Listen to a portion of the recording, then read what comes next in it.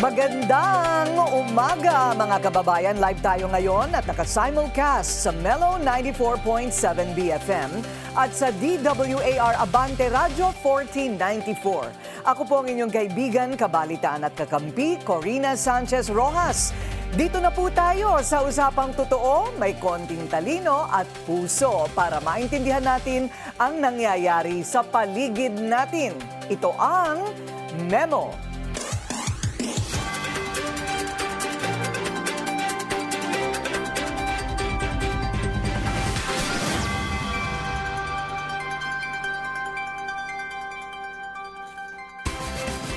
At ang nakasulat sa memo natin sa araw na ito o kamakailan, naglabas ang Anti-Red Tape Authority ng komprehensibong report sa mga ahensya ng gobyerno na may pinakamaraming reklamo.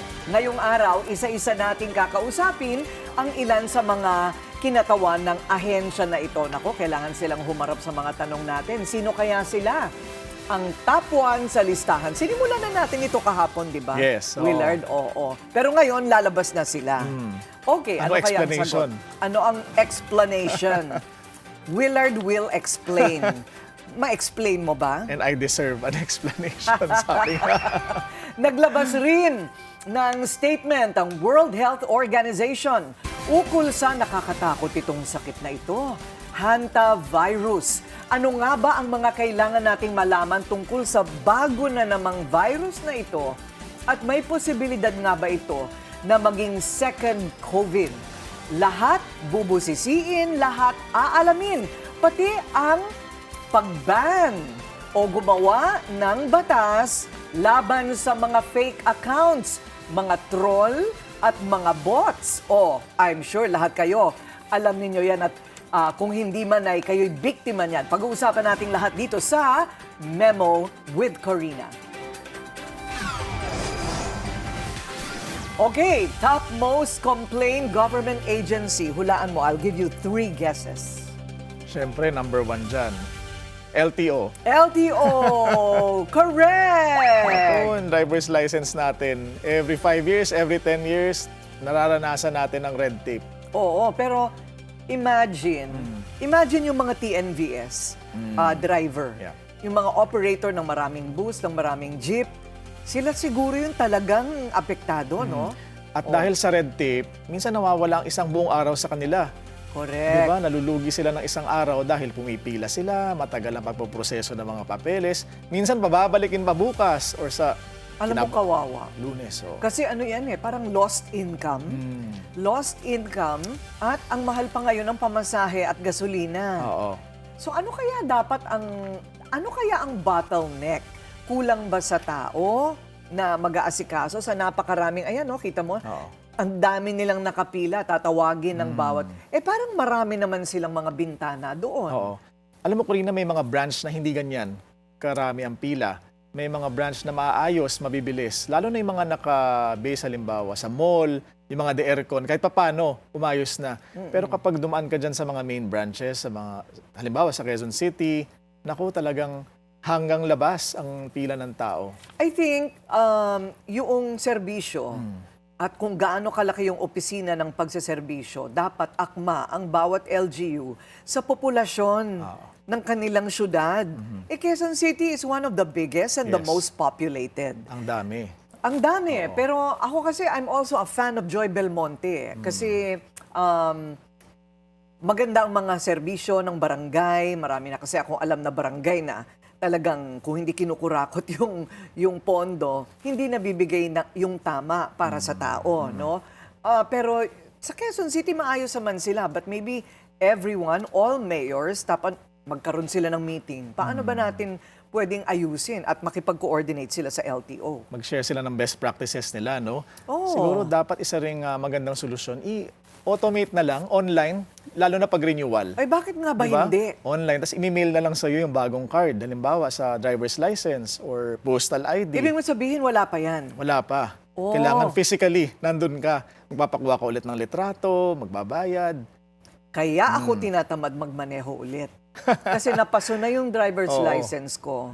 Kailangan ko ulit mag-test. Kailan ka huli nag-drive? Medyo matagal na. Bakit?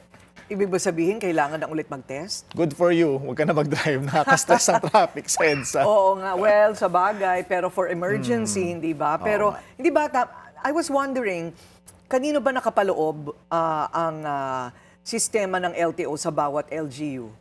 The national office? Sa kanila, national, yeah. Ah, Under oo. DOTR. DOTR. Kailangan yan talaga may coordination nga for best practices Yeah.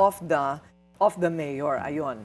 So alamin naman natin kung ano ang ginagawa ng ahensya para tugunan ang mga isyong ito. Makakasama natin ngayon sa memo, LTO Chief Assistant Secretary Marcus Lacanilao. Welcome! Good morning! Good morning ASEC po. Lacanilao. Good morning po, Ma'am Corina. Good morning, Sir Willard. Magandang umaga po sa lahat ng mga nanonood at nakikinig sa inyong programa. Congratulations, sir. You made it to number 1. Opo.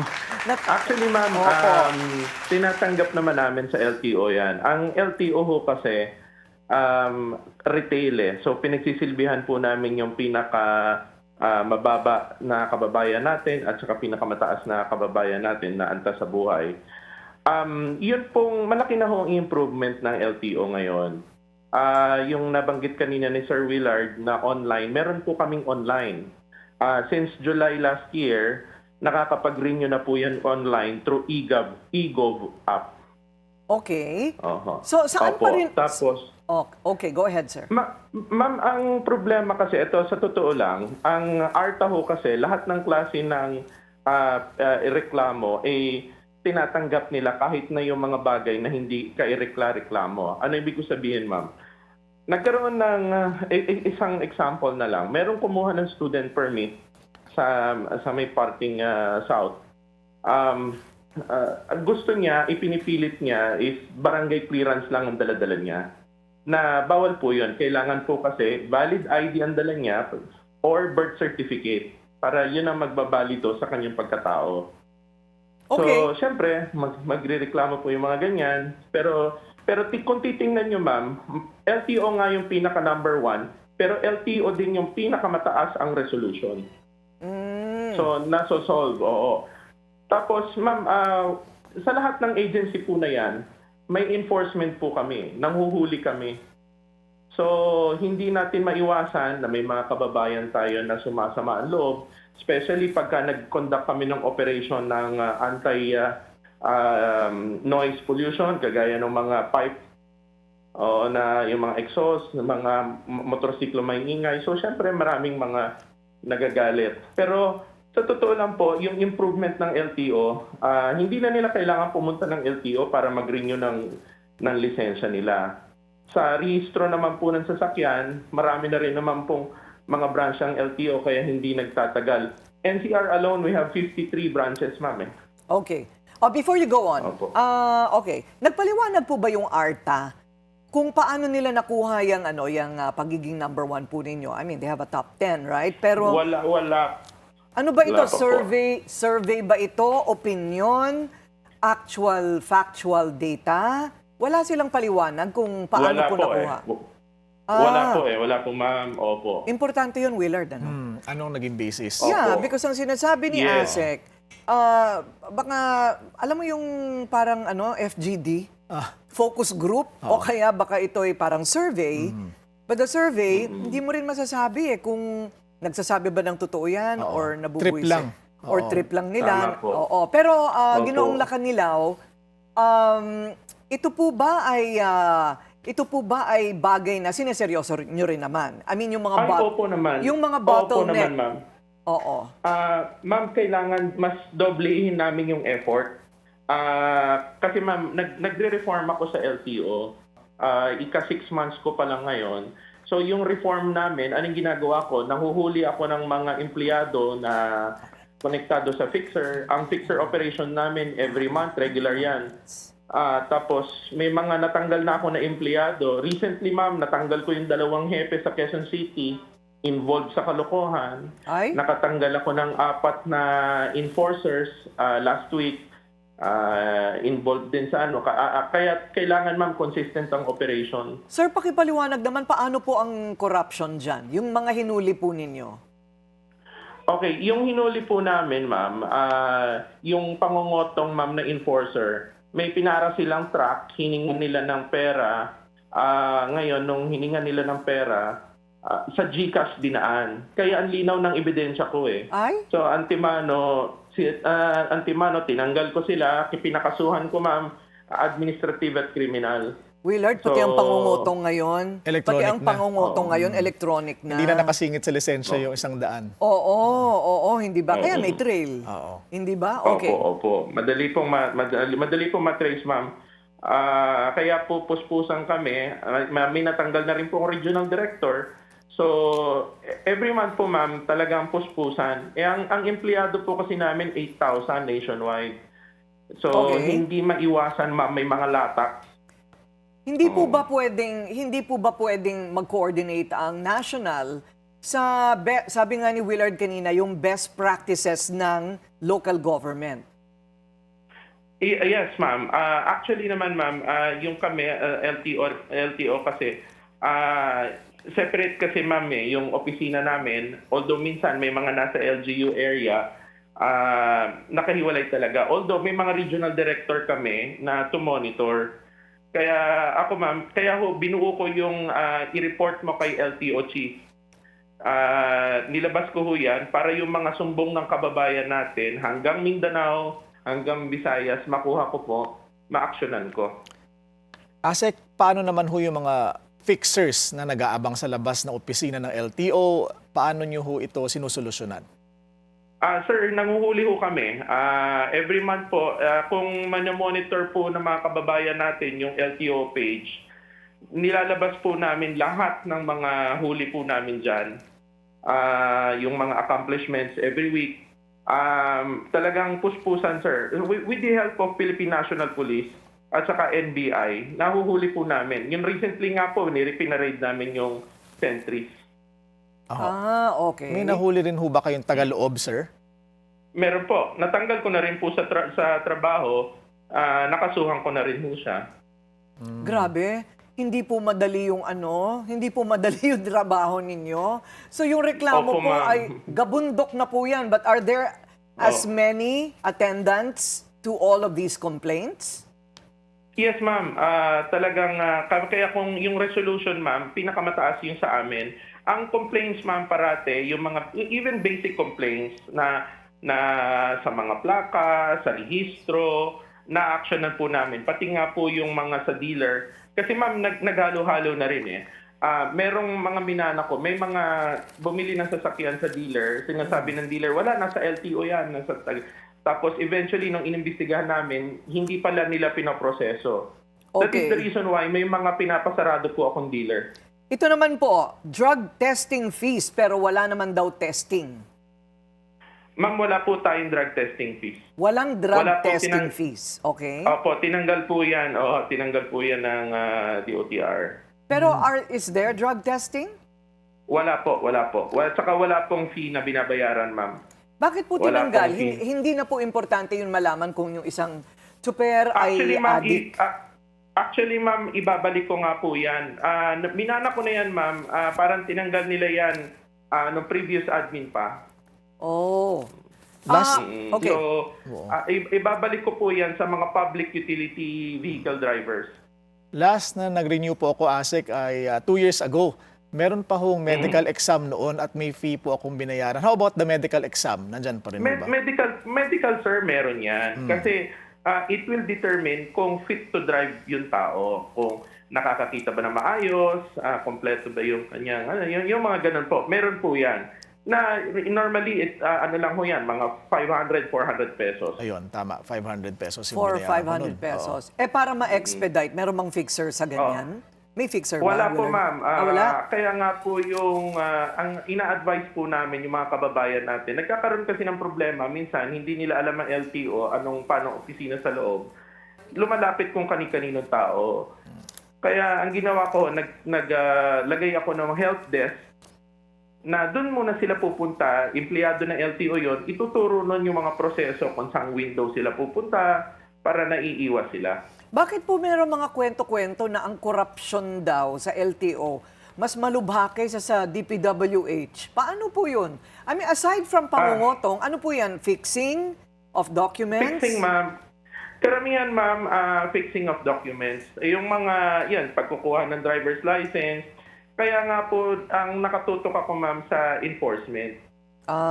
Ako mismo, ma'am, ang nanghuli. Kaya po, simula nung pumasok ako noong October, nakakatatlong regional director na po ako.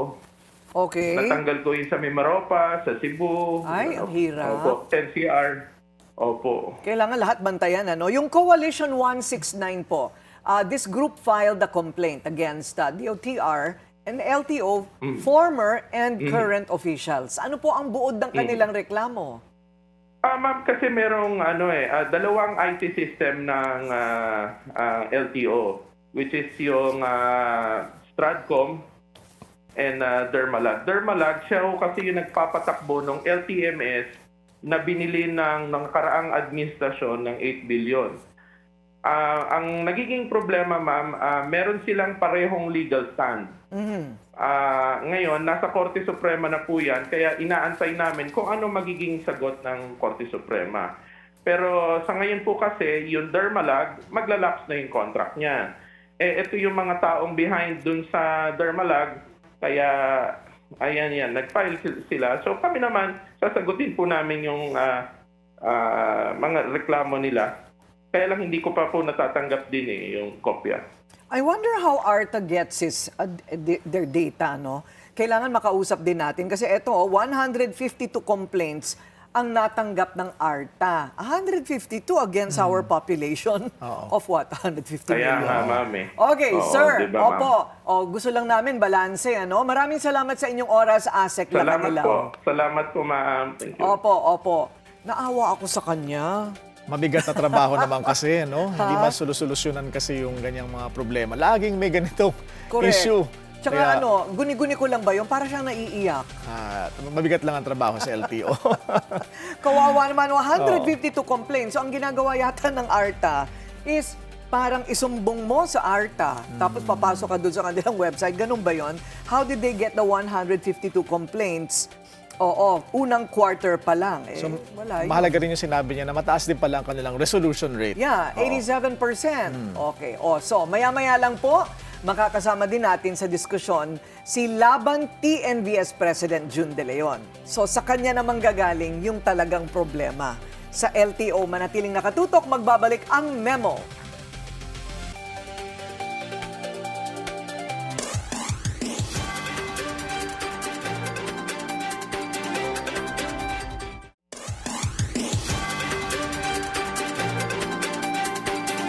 At tuloy-tuloy po tayo dito sa pagbabalanse sa memo.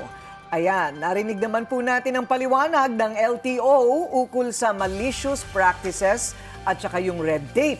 Pero kumustahin naman natin ang epekto sa mga transport groups tulad ng pinag-usapan natin, Willard, kanina. Sila talaga yung pinakamarami dyan sa mga nag-a-apply, no? Transport groups at yung mga namamasada. Kasama po natin ngayon, Laban TNVS President June De Leon. Hello, sir. Hello, ma'am. Magandang umaga po, ma'am Corina. Magandang umaga po sa inyong taga-subaybay. Opo, okay. Ano ang number one red tape sa LTO? Kung kayo po ang tatanungin sa inyong karanasan. Pasensya na po doon sa ating Assistant Secretary Alacantao. Pero alam naman natin, nakapapasok niya lang. Pero kami po sa mga karamihan po sa aming mga kasama na hindi na nagpupunta ng LTO para mag-register ng mga sasakyan. Dahil may mga non-appearance po na nababayaran eh. Ano po yon? Non-appearance? Non-appearance po, opo. Fixer, sir? Yun ba yun?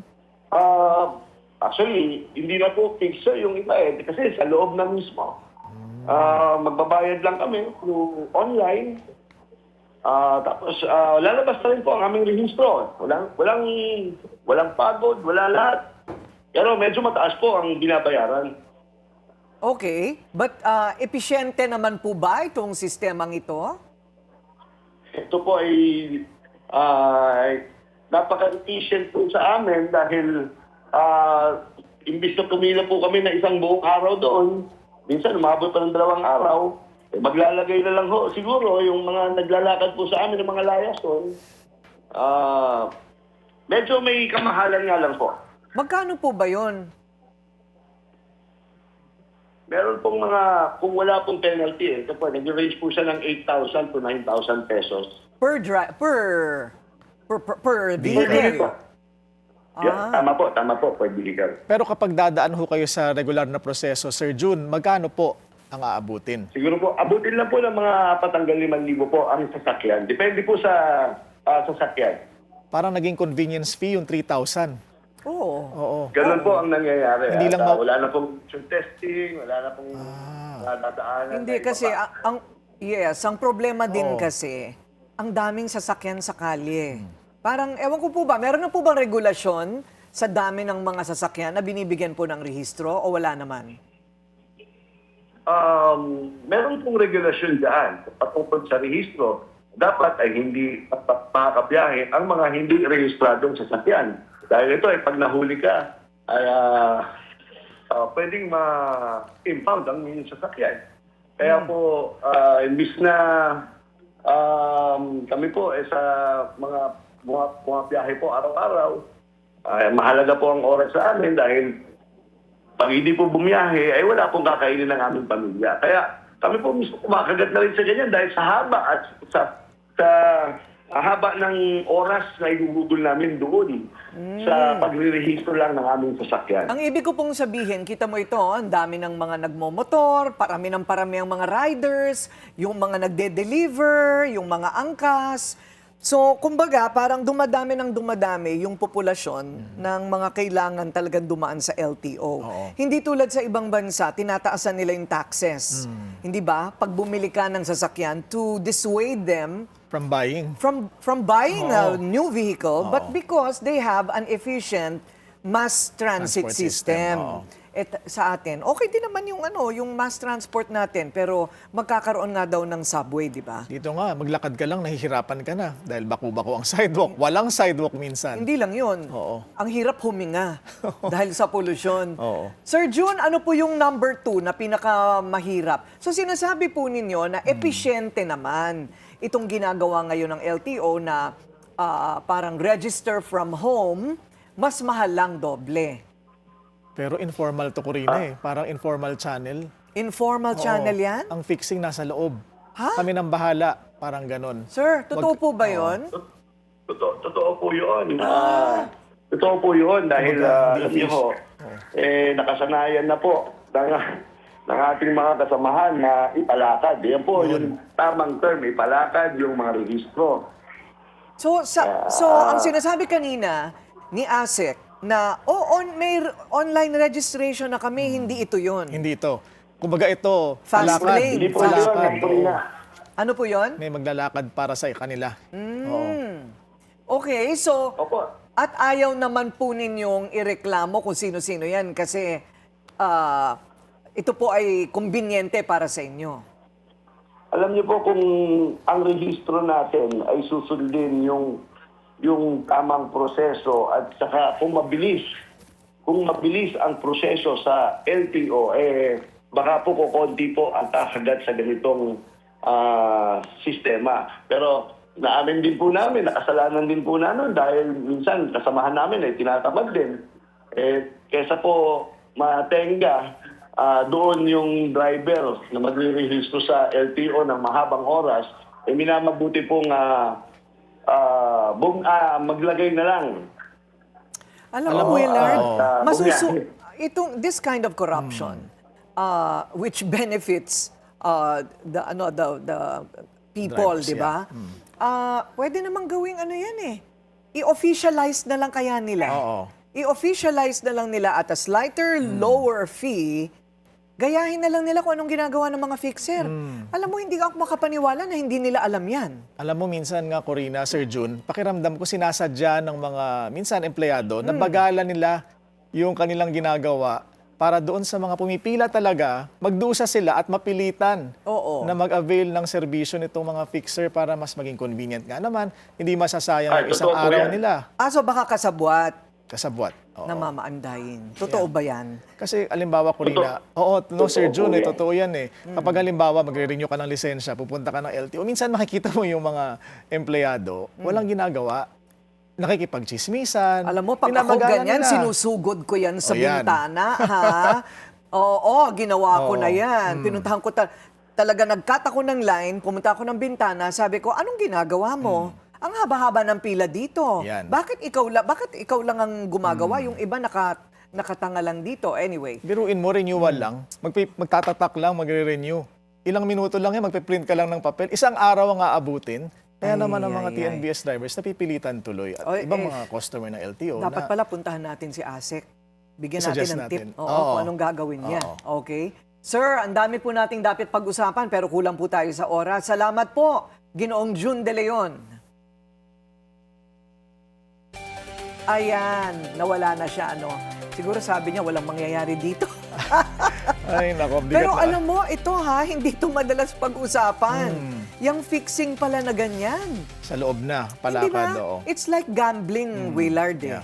Kung hindi nila masupil yung gambling, nilegalize na lang nila. Oo. Pero regulated. Regulated. May resibo. Right. Oo. Tsaka may mga hindi pwede ang bata, hindi pwede. You know what I mean? Yes, So oo. bakit hindi na lang gawin ng LTO, illegalize na lang nila yung fixing na yan? Okay, manatiling nakatutok. Magbabalik ang Memo with Corina.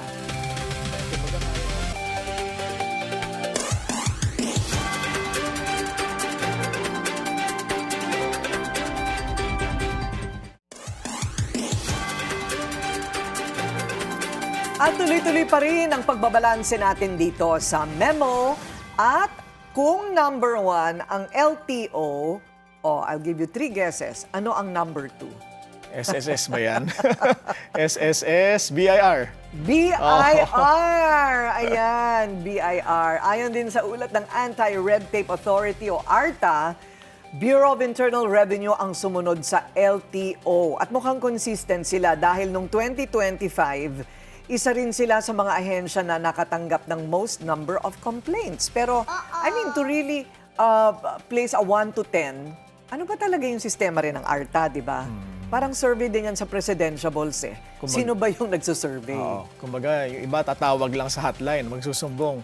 Pero credible ba yung sumbong? Ayun no? na nga. Oo, tsaka 152 complaints for a quarter. Ang konti nun. Okay. So, ito daw ang susunod na pinakamarami. Ang nakakaalam talaga dyan, mga accountant. Accountant, oo. Pero wag ka. Ang accountant ang number 1 suhulero. Talaga. Hindi ba? Kailangan Hindi lang. lahat wag magagalit sa akin ng mga accountant. Hello! Hi, Belle! Hindi yung mga accountant ko. Hi, Astrid! Hi, Hindi Mrs. lahat. Si Mrs. Si accountant. Mrs. ang gumagawa. Pero hindi ba totoo naman yun? Na lalo na yung mga big-time accountants sa mga big-time Oo. businessmen and companies, may mga tao rin sila, may fixing din. Oo, may mga kakilala, contacts na sila Sa no? BIR. Oo. Kaya hindi ba sabi nga nila, gusto ko paglaki ko, nasa BIR ako. Oo Kasi ang bilis gumawa ng pera. Sabi. Ano bang Oo. course dyan? Ha? BS? Anong course? AB? Anong course? Mahina ako sa mathematics. Sorry na lang ako. Kaya ako nag-komentarista na lang. Alamin natin kung ano ang ginagawa ng BIR kapag ganitong dinudumog sila ng reklamo at sasagutin ang hinaing ng ating mga kamemo. Makakasama natin, BIR spokesperson, Attorney Brianna K. De Los Santos. Welcome! Good morning, Attorney Brianna. Good morning, Ma'am Corina, and good morning, Sir Willard. Good morning.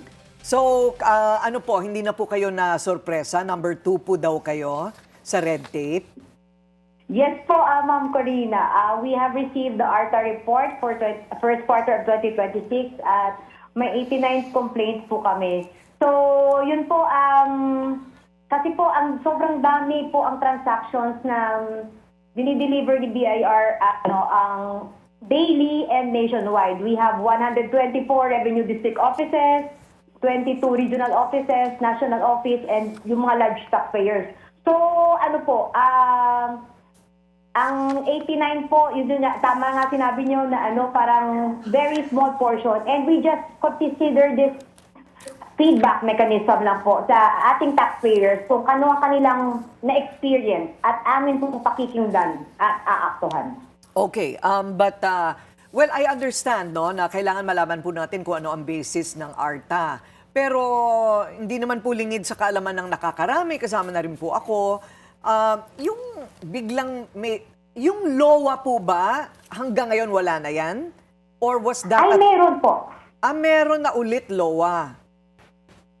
Yes po, Ma'am Corina, na ano po, kasi po hindi po talaga natin matatanggal ang LOA kasi mekanismo po yan na tinalaga ng batas na Okay. ma-check kung tama ang mga bayad ng mga taxpayers. Okay, paano po mapapaliwanag yung mga tulad ng aking karanasan? Meron po akong dating maliit na negosyo na nalugi naman siya, ano po, dahil hindi namin natutukan. So walang income. Bakit po ang laki pa rin ng hinihingi na taxes ng BIR? Ay, sa ganun po na sitwasyon, kasi po tingnan po natin ang background, ang posible po kasi sa mga ganyan is ang hindi po nag-file ng closure. So sa system po ng BIR, tumatakbo pa rin siya at open pa rin po, kaya may tinatawag po tayong open cases. So sa open cases na po yun, may mga penalty.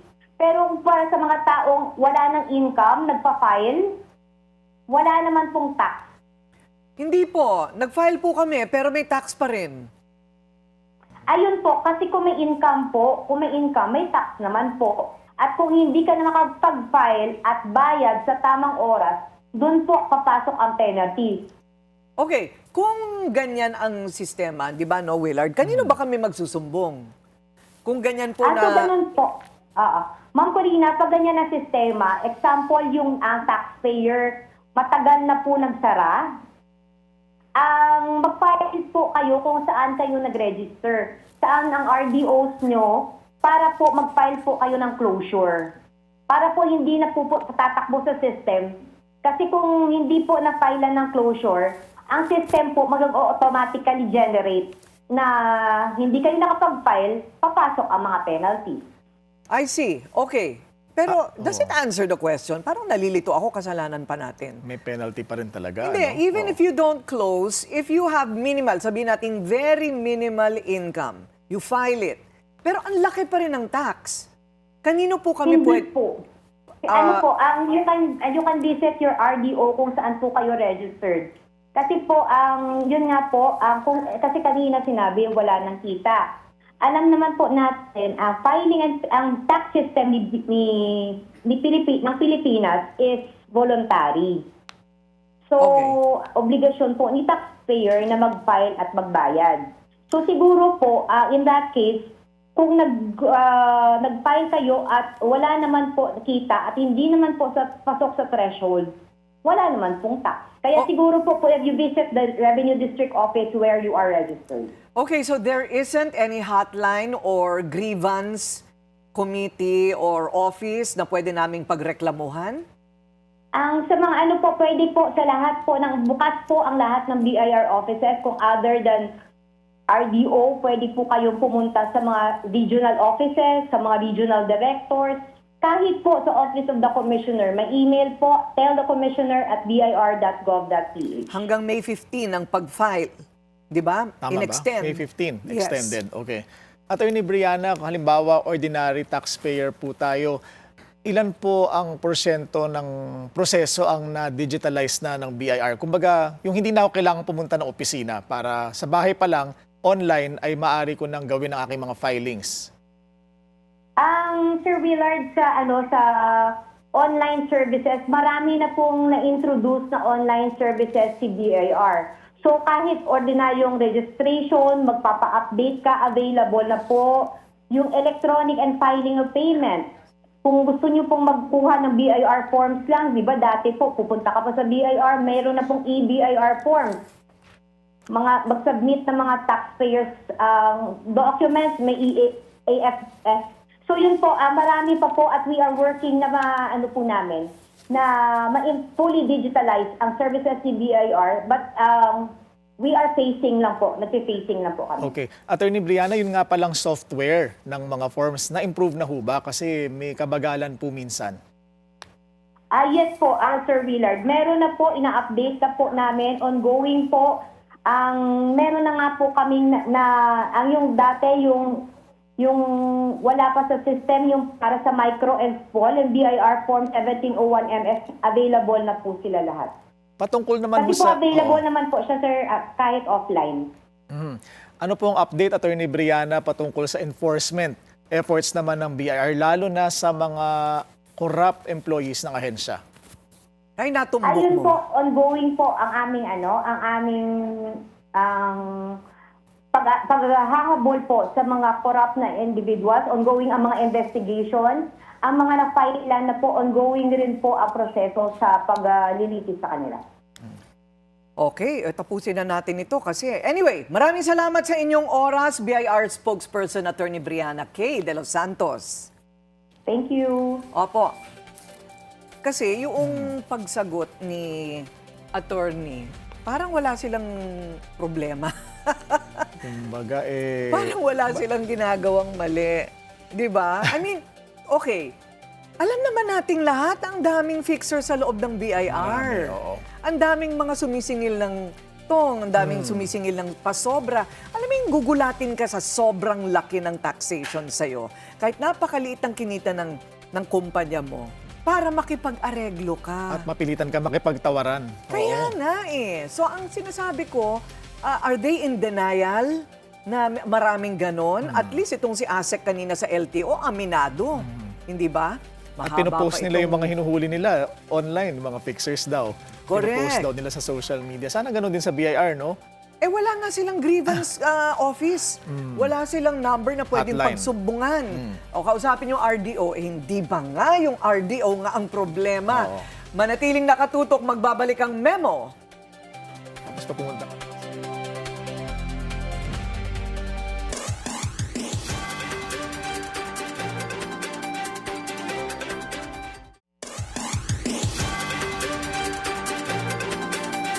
At tuloy-tuloy po ang pagbabalanse natin dito sa memo.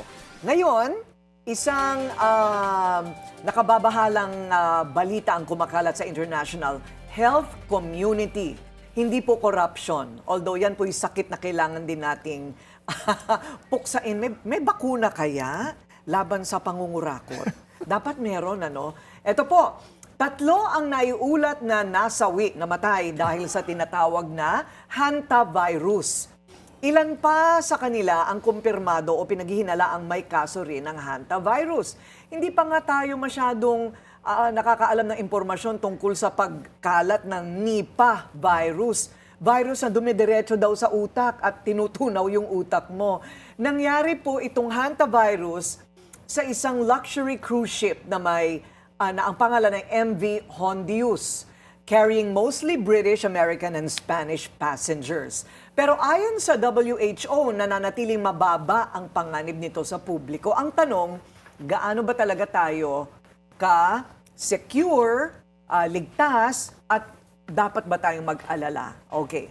So, sino ang ating makakasama? Willard? At para naman ho ay mas lalo tayo maging informed, ay makakasama natin si former Health Undersecretary and the Dancing ASEC, Dr. Eric Tayag. Welcome to Memo, Dr. Tayag. Magandang umaga, Willer. Magandang umaga, Corina. Sir, updated kayo sa mga dance steps.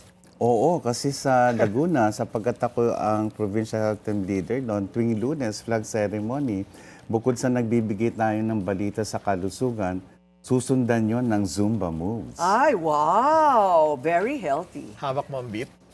Naisayaw ko na Naisayaw yan. na. Hawak Lalo mo na. ang beat. Updated si Sir. Pinagawa sa akin kahapon yan. Marunong na rin ako niyan. Okay. So,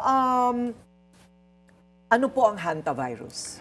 Ang hantavirus ay isang virus na nakukuha sa daga. Bahay nila yung daga. Kaya yung daga, hindi naman nagkakasakit dahil sa virus na yan. Naipapasa nila yan sa ihi, dumi nila, at mahawa yung mga daga.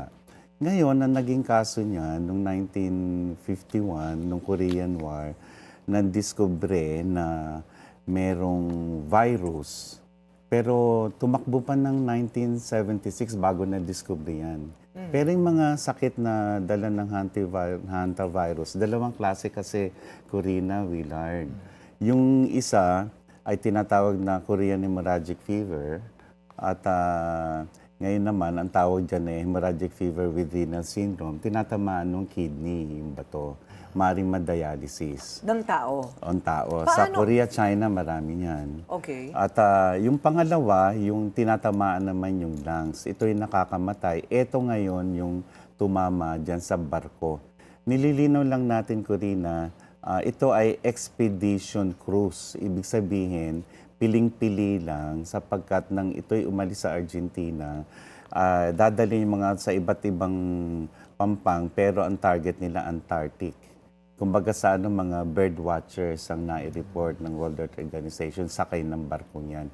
Kasama na yung 38 Filipino crew ng barko. Ayun ang tanong, di ba, kung may Pilipino sa barko. Wala naman pong nahawa sa mga Pinoy. Sa ngayon wala, pero gusto ko rin malaman na sa San Lazaro Hospital noong 1992 may 2 na kumpirmang kaso pero hindi naman ganun ka-serious. At nung 2000, nagkaroon ng pag-aaral dito sa ating Pilipinas, mga 400 plus ang kinunan nila ng dugo, 6.1% doon positive. Ibig sabihin, dito sa ating bansa, maaaring may nai-infect ng hantavirus, hindi lang natin alam. Mahirap malaman kasi, Corina, sapagkat sa unang araw nito, ay parang nagtrangkaso ka lamang. At kung tinamaan yung lungs, katulad nga nito, ay pinag-aaralan nila sapagkat yung nireport nila, Andes virus yung na-isolate. Ito lamang yung klase ng hantavirus kung saan merong person-to-person transmission. That's what I Lahat mean. kasi sa daga. Pero ito, person-to-person transmission. Paano nahahawa ang tao sa tao? Close contact. Sa Meaning? isang, ibig sabihin, may nai-report noong 2018 sa Ipuyen, sa Argentina rin yan, kung saan nagulat sila, 30 minutes lang, magkakasama sa kwarto, punong-puno ng tao, casual contact lang, super spreader, ang dami nang nahawa. So hindi kailangan matagal kayo magkakasama. So ang ibig sabihin nun, Willard, sa laway. Yeah, or through the Sa air we breathe. laway, contact, halimbawa may ito Shaking na hands. dampot dito, nakipagkamay ako sa'yo. So is it airborne? Oo. May isang ni-report doon na nagkasalubungan lang sila papunta ng CR, nahawa na. Okay. Oo, So super airborne. spreader. Hindi sinasabing airborne sapagkat hindi naman lahat na hawa at yun ay, ang ano pa rin ay close contact, yung mga tilamsik. Paano ang gamutan dito, Doc?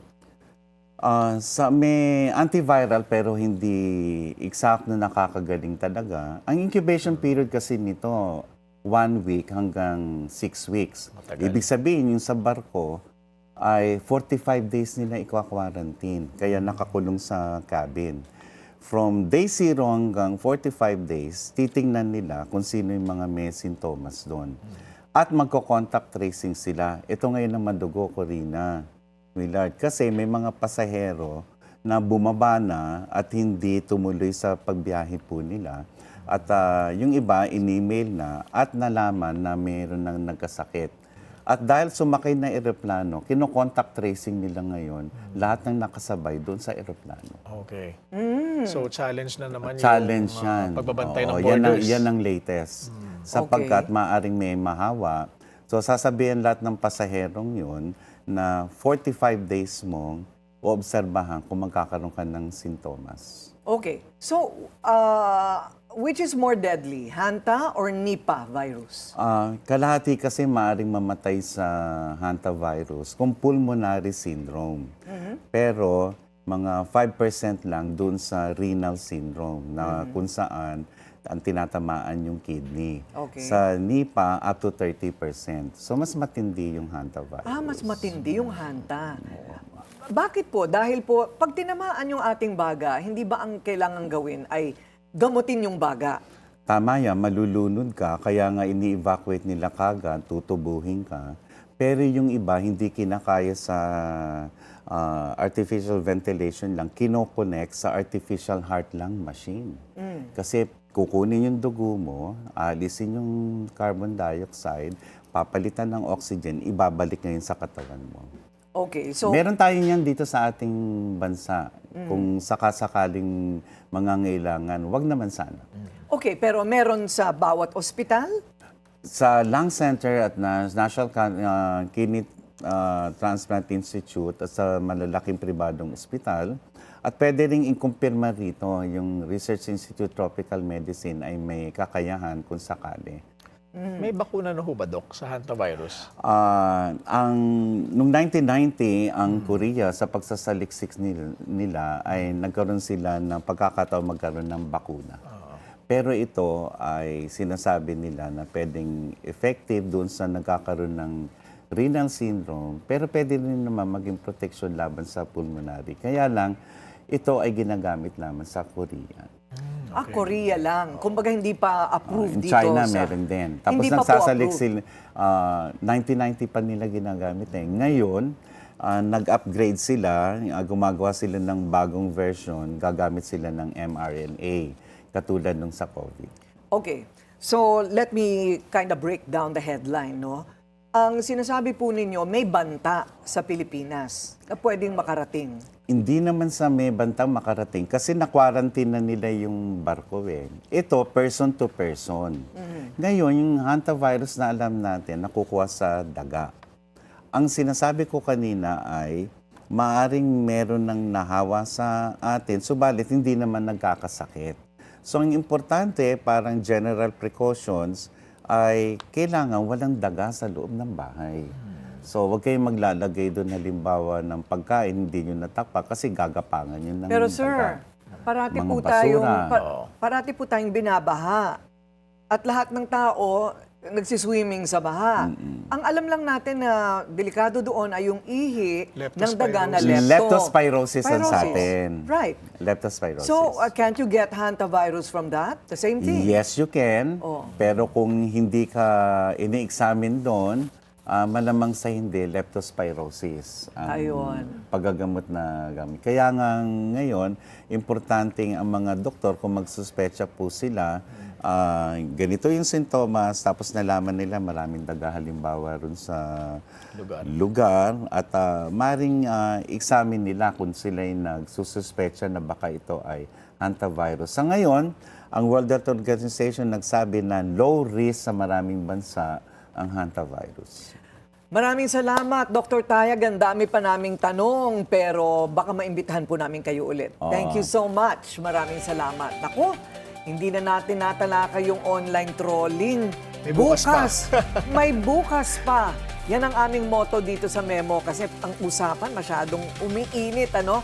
At ayan po mga kababayan, sana'y nakadagdag kami sa paglilinaw ng mga issue. Tandaan, ano man ang ating pinagdadaanan, tayo din ang pwedeng gumawa ng paraan. Walang mangungurakot kung di tayo magpapakurakot. At walang mga api, kundi tayo magpapaapi. Live sa Billionaire News Channel at nakasimulcast sa Melo 94.7 BFM at sa DWAR Abante Radio 1494. Lunes hanggang Biyernes mula 7 hanggang 9 a.m. Ako po si Corina kasama si Willard Cheng. Hanggang bukas, ito ang Memo.